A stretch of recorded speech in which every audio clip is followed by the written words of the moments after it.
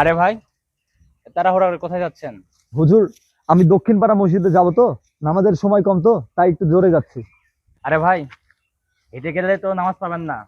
সাইকেলটা নিয়ে যান, তাড়াতাড়ি যান। ধন্যবাদ হুজুর। আরে হুজুর, ওকে চিনেন নাকি? এভাবে সেকেলা দিয়ে দিলেন।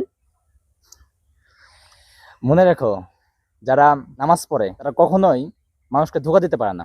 জি হুজুর, আপনি ঠিকই বলেছেন। চলেন আমরা নামাজটা পড়ে আসি। আমি আপনাকে আগেই বলেছিলাম অপরিচিত ওই লোকটাকে সেকেলা দেন না। বোঝেন এখন খেলা। সালামু আলাইকুম হুজুর। হুজুর, আপনি আমাকে ক্ষমা করে দেন, আমার আসতে একটু লেট হয়ে গেল। আরে সমস্যা নেই। হ্যালো, কি কি বলছেন? এখন অপারেশন করা লাগবে? কি, 10,000 টাকা লাগবে? আমি এখন এত টাকা কোথা থেকে আনবো? আমি দিব 10,000 টাকা। ভাই, আপনি তো আমাকে চিনেন না, তা আমাকে 10,000 টাকা দেবেন?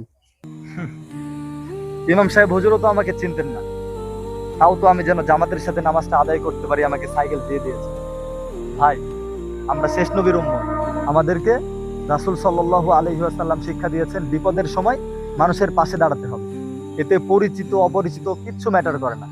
এই নিন আপনার টাকা, জলদি যান, অপারেশনে দেরি হয়ে যাবে। ভাই, আল্লাহ আপনার ভালো করুক।